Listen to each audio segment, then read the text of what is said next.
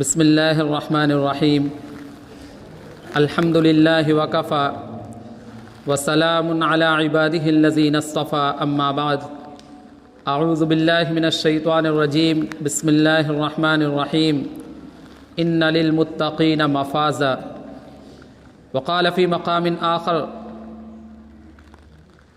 یا ایہا الرسل کلوا من الطیبات واعملوا صالحا صدق اللہ العظیم سبحان ربک رب العزت عما یصفون وسلام علی المرسلین والحمد للہ رب العالمین اللہم صلی علی سیدنا محمد وعلی آل سیدنا محمد وبارک وسلم اللہم صلی علی سیدنا محمد وعلی آل سیدنا محمد وبارک وسلم اللہم صلی علی سیدنا محمد وعلی آل سیدنا محمد وبارک وسلم۔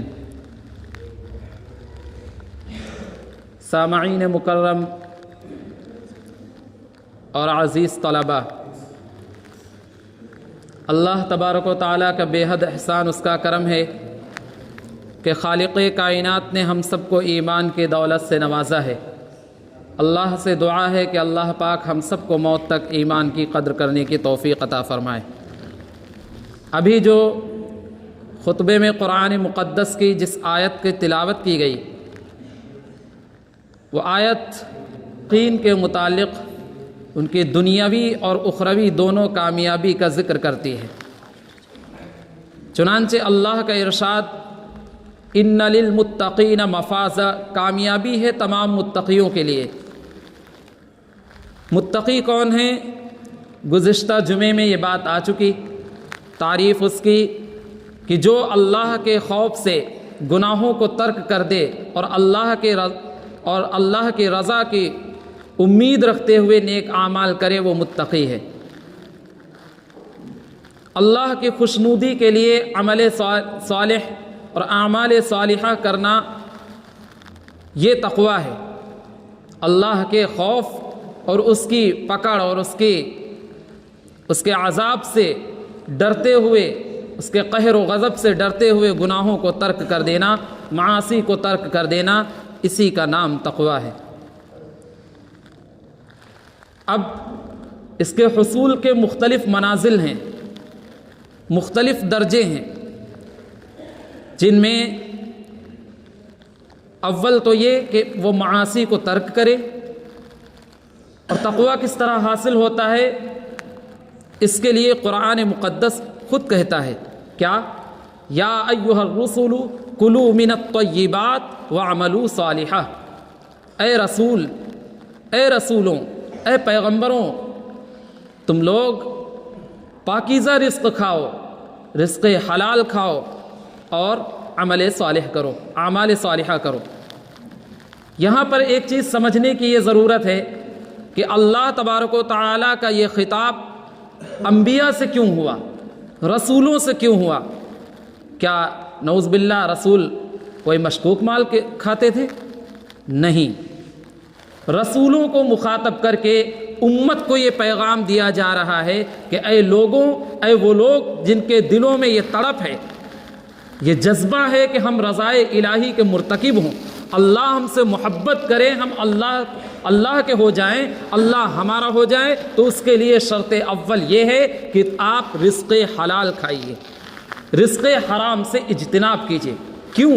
اس لیے کہ رزق حرام کے اعمال کی طرف راغب کرتا ہے، رزق حرام ہی کی طرف لے جاتا ہے، اور رزق حلال اعمال صالحہ میں معاون و مددگار بنتا ہے۔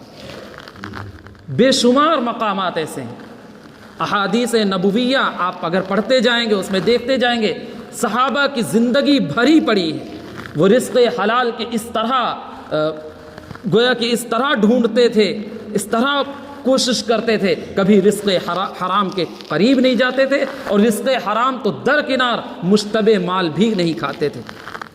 حدیث پاک میں آتا ہے، رسول اللہ صلی اللہ علیہ وسلم نے فرمایا، الحلال بین والحرام بین وبین ذلک امور مشتبہات، حلال بھی واضح کر دیا گیا، حرام بھی بتلا دیا گیا، اور ان کے درمیان جو چیزیں ہیں وہ مشتبہات ہیں، یعنی کہ مکروہات ہیں۔ بس چاہیے مومنوں کو اور امت کو چاہیے کہ ان مشتبہات سے بھی اس طرح اجتناب کرے جیسے کہ ایک چرواہا جو اپنی بکریوں کو چرا رہا ہے، وہ کسی مالدار شخص کے جس کا کھیت راستے میں پڑتا ہو، جس کی زمین پڑتی ہو اور وہاں فصلیں اگتی ہوں، وہ اپنی بکریوں کو اس سے بچاتا ہے کہ فلاں کے کھیت میں کہیں نہ چلی جائے، تو وہ اس کے کنارے کنارے جو گھاس لگی ہوتی ہے وہ گھاس بھی بکریوں کو کھانے نہیں دیتا۔ ٹھیک اسی طریقے سے کہ کہیں امت رزق حرام میں ملوث نہ ہو جائے، وہ کہیں حرام اپنے پیٹ میں حرام لقمے نہ بھر لے، اللہ کے نبی صلی اللہ علیہ وسلم نے مکروہات سے بھی بچنے کی ترغیب دی ہے۔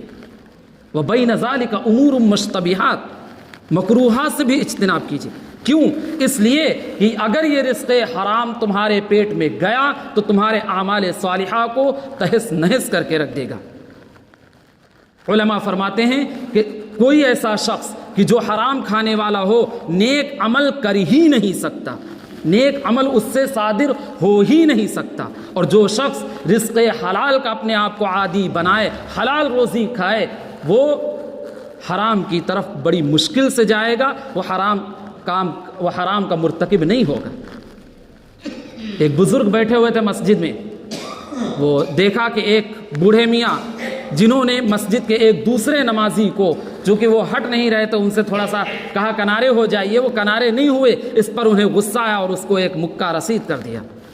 تو بزرگ نے کہا کہ بھائی انہوں نے ان کو نہیں مارا، انہوں نے ان کو نہیں مارا، ضرور ان کے پیٹ میں کوئی حرام لقمہ گیا ہے، وہ ان کو یہ گناہ کرنے پر آمادہ کر رہا ہے۔ آپ ذرا سوچئے، امام احمد ابن حنبل رحمۃ اللہ علیہ کتنے بڑے محدث اپنے دور کے، انہوں نے ایک مرتبہ کہا کہ میں رزق کے خرچ ہونے پر یہ اندازہ کر لیتا ہوں کہ حصول رزق کیسا ہے، مخرج رزق سے حصول رزق کا اندازہ کر لیتا ہوں۔ ایک صاحب وہیں بیٹھے ہوئے تھے، کہنے حضرت یہ کیسے؟ کہنے اچھا دیکھنا چاہتے ہو؟ کہنے لگے جاؤ اور اپنا مال، اپنے تھوڑے پیسے کسی ایسے شخص کو دے کر کے آؤ جو بالکل کمزور ناتواں ہو اور وہ بالکل معذور ہو۔ وہ شخص گیا، جلدی سے دیکھا کہ ایک شخص جو کہ پیروں سے بھی معذور تھا، آنکھوں سے بھی، وہ ہاتھوں سے بھی معذور تھا، تو وہ گئے، کہنے لگے اس سے بڑا تو مفلس کوئی ہو ہی نہیں سکتا۔ انہوں نے اپنے پیسے نکال کر کے اس کو دے دیے، چونکہ حضرت کا فرمانا تھا کہ خالی پیسے دے کر کے نہ چلے آنا، بلکہ اس کی ٹوہ میں لگنا، اس کے پیچھے پیچھے جانا کہ یہ کہاں خرچ کرتا ہے۔ وہ شخص گیا، دیکھا کہ وہی لنگڑا آدمی ایک دکان میں گیا اور دکان سے ایک گھر میں گیا اور اس گھر سے نکل کے باہر ہو گیا۔ جب اس شخص نے تحقیق کی تو بتایا کہ جس دکان میں وہ شخص گیا تھا وہ دکان شراب کی تھی، وہ میخانہ تھا، وہاں شراب نوشی کی جاتی تھی، وہاں شراب بکتی تھی۔ اس نے شراب پیا، اور جس گھر میں وہ گیا وہ طوائف کا گھر تھا، وہاں جا کر کے اس نے بدکاری کی۔ وہ چلا آیا اور اس نے پوری بات حضرت کو بتائی۔ حضرت نے اپنی جیب سے تھوڑے سے روپیے نکالے اور کہا یہ جاؤ کسی ایسے شخص کو دینا جو مفلس نہ ہو، کہیں سے بھی دیکھنے میں یہ نہ لگے کہ یہ شخص معذور اور مجبور ہے۔ چنانچہ وہ گیا اور اس نے دیکھا کہ ایک صاحب جو کہ اچھے کپڑے، اچھا لباس پہنے ہوئے، بہترین اپنے ساتھ کچھ لیے ہوئے تھے تھیلے میں، اور وہ جا رہے تھے خرامہ۔ اس شخص نے فوراً جا کر کے وہ پیسے حضرت امام احمد ابن حنبل رحمۃ اللہ علیہ کے اس کو دے دیے، اور پھر اس کی ٹوہ میں لگ گیا۔ دیکھا کہ وہ جو تھیلا تھا اس کو ایک الگ پھینکا، اور جا کر کے کسی دکان سے تھوڑا سا گھی لیا، تھوڑا سا نمک لیا، مرچ لیے، غرض کی جو ضروریات کا سامان تھا وہ خریدا، اور جا کر کے ایک گھر میں چپکے سے دے کر کے چلے آئے۔ جب نکلے تو کہنے لگے کہ بھائی آپ نے یہ کہاں خرچ کیا؟ کہنے لگے کہ یہ دیکھو ایک راز کی بات ہے، لیکن تم نے چونکہ پوچھا ہے اس لیے میں اس کی وضاحت کرتا ہوں۔ کہنے لگے کہ میں سادات گھرانے سے، یعنی رسول اللہ صلی اللہ علیہ وسلم کے گھرانے سے تعلق رکھتا ہوں۔ آج مجھ پر فاقے کے یہ گھر دیکھ رہے ہیں نا آپ، اس گھر میں 5 عورتیں ہیں، ان کی کفالت کی ذمہ داری میری ہے۔ چونکہ میں سید خاندان سے ہوں، میرے لیے صدقہ حرام ہے، میرے لیے زکوٰۃ حرام ہے، میں سوال کر نہیں سکتا، لوگوں کے آگے جھولی گولی پھیلا نہیں سکتا، میں کسی سے مانگ نہیں سکتا۔ آج جو تم نے پیسے دیے، آج 4 دن کا فاقہ ہے، اور حدیث میں آتا ہے کہ اگر 4 دن گزر جائیں اور موت پر آ بنے تو رزق حرام بھی حلال ہو جاتا ہے۔ لہٰذا یہ مری ہوئی بکری پڑی ہوئی تھی، آج اتنا وقت گزر گیا، میں نے اس کو ذبح کیا کہ اب یہ میرے لیے حلال ہے، میں تھیلے میں بھر کے جا رہا تھا، آپ آ گئے، آپ نے مجھے وہ پیسے دیے جس کی بنا پر اب یہ بکری پھر میرے لیے حرام ہو گئی، میں نے اسے پھینکا، آپ کے دیے ہوئے ان پیسوں سے میں نے وہ ضروریات کا سامان خریدا۔ اور ان عورتوں کا حال یہ ہے کہ اتنی اس قدر بھوک کی شدت ان کو پریشان کر رہی ہے کہ یہ نہ رکوع کر سکتی ہیں نہ سجدہ کر سکتی ہیں، میں نے آپ کے دیے ہوئے ان پیسوں سے ان کے واسطے کھانے کا بندوبست کیا ہے۔ تو دیکھیے، اب یہ جب آ کر کے اس شخص نے بتایا تو حضرت نے فرمایا کہ یہ ہے کہ رزق حلال کبھی بھی حرام کا مرتکب کسی کو نہیں کر سکتا، اور رزق حرام کبھی بھی حلال کا مرتکب نہیں۔ رزق حلال، تو اب رزق حرام ہے کیا اور رزق حلال ہے کیا؟ اب آپ اس کو سوچنے کی ضرورت ہے، سمجھنے کی ضرورت ہے۔ رزق حرام بسا اوقات کچھ چیزیں ایسی ہیں جو فی نفسی ہی حرام ہیں، کچھ چیزیں ایسی ہیں جو فی نفسی ہی حرام ہیں، یعنی وہ جنسی اعتبار سے وہ حرام ہیں۔ مثلا قرآن کریم وضاحت کرتا ہے کیا؟ حرمت علیکم المیتۃ والدم ولحم الخنزیر وما اہل لغیر اللہ بہ۔ قرآن کیا کہہ رہا؟ تم پر لہو، لحم خنزیر یعنی سور کا گوشت، اور میتا یعنی مردار تم پر حرام کر دیا گیا، یہ فی نفسی ہی حرام ہے۔ اور کچھ چیزیں ایسی ہیں کہ جو حصول کی بنا پر حرام ہوتی ہیں، حصول کی بنا پر حرام ہوتی ہیں۔ میں نے پچھلے جمعے کو ایک مثال دی تھی کہ انسان تاجر ہے، کپڑے بیچ رہا ہے، کپڑے بیچنے کے دوران وہ جھوٹ بول کر کے سودے بازی کر رہا ہے، جھوٹ بول رہا ہے، جی نہیں، وہ پیسہ وہ خرید کے لایا ہے تھان 200 روپے میں، لیکن کیا کسٹمر کو بتا رہا ہے؟ ارے بھائی 500 روپے میں تو ہماری خرید بھی نہیں ہے۔ کیا کہا؟ 500 روپے میں ہماری خرید بھی نہیں، ہم تمہیں کیسے دے دیں؟ یہ کیا ہے؟ اب جو رزق اس کو ملے گا، جو پیسہ اس کو ملے گا، حاصل ہوگا، یہ کیا ہے؟ حرام ہے۔ اب جو اس سے یہ خریدے گا یہ سب حرام ہوگا حصول کی بنا پر۔